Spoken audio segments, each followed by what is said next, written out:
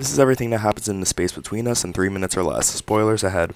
Billionaire Nathaniel Shepard, CEO of Genesis, launches the first mission to colonize Mars. While on the way to Mars, one of the astronauts, Sarah Elliott, discovers that she is pregnant. She gives birth to the baby on Mars and dies shortly after. The baby is a boy named Gardner. 16 years later, Gardner is still living on Mars. Gardner was kept a secret to the general public. The only people that know about him are the people on Mars and Nathaniel Shepard. Gardner was raised on Mars by an astronaut named Kendra. Gardner, now 16 years old, is lonely on Mars and wants to visit Earth. He hacks into a robot to gain access to his mom's belongings.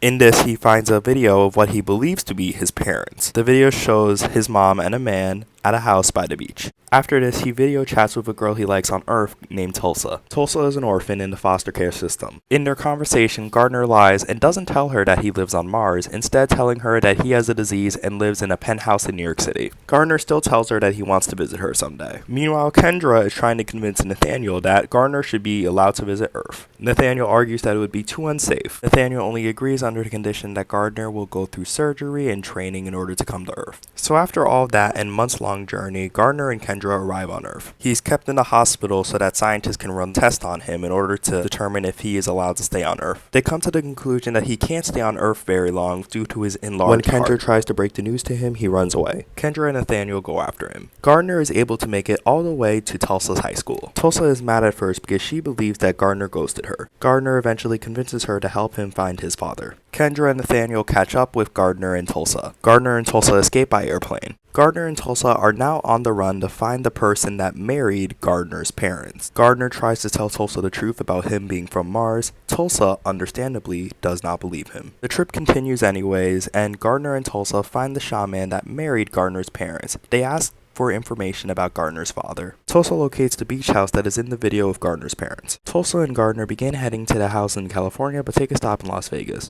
Gardner gets overwhelmed and collapses. Tulsa realizes at the hospital that Gardner was not lying about being from Mars. Tulsa and Gardner escape the hospital. Tulsa and Gardner continue their journey to the beach house in California. They arrive at the house and walk in. They see the man that was in the video with Gardner's mother. The man is surprised to see strangers in his house despite the fact that he leaves his doors wide open. Gardner and Tulsa explain to him that he is Gardner's father.